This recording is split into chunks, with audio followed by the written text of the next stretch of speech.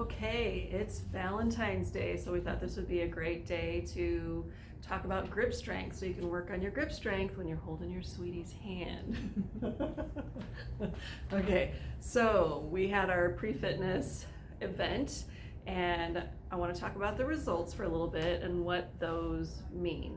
So you may recall that we used the dynamometer here to, you were supposed to squeeze that and see how your grip strength was relative to norms in your age group for your right hand and your left hand. And then we had you do the hang test where you stepped up on the stool, and you want to demonstrate the hang test? Okay.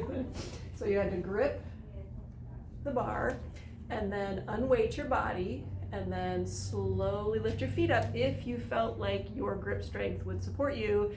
And then we did a count to see who could do 10 seconds or more on the hang test. So the results were that with the right hand, 65% of our people who attended did not meet the normal range of motion for the right hand, and 26% did not meet it for the left hand. So people were stronger in their left hand, which is for most of the population the non-dominant hand. So why is that true?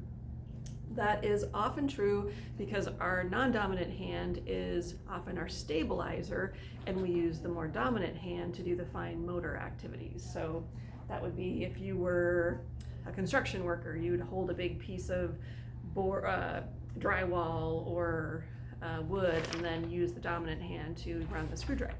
So that would be an example. The hang test.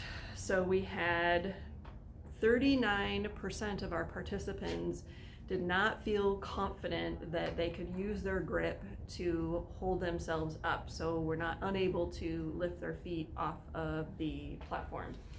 30% of the people made it 10 seconds or less, and 30% of the people made it 11 seconds or more. So that's pretty good. That was actually really good.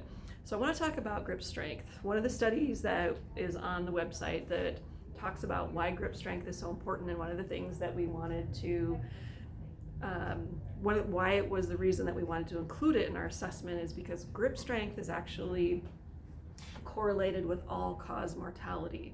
That basically means that people who died of a lot of different kinds of causes also had poor grip strength.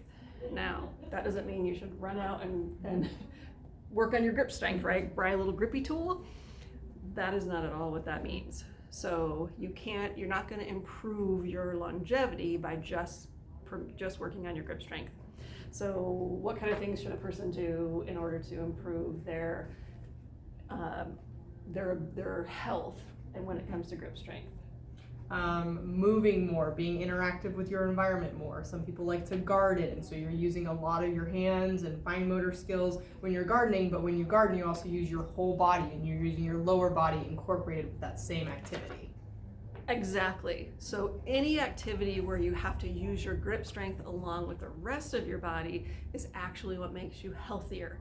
Pushing, pulling, lifting, reaching items that are a little bit heavier, laundry baskets, garden tools, like Caitlin said, anything that can help improve your overall strength regards to your whole upper body, and then often include your lower body as well.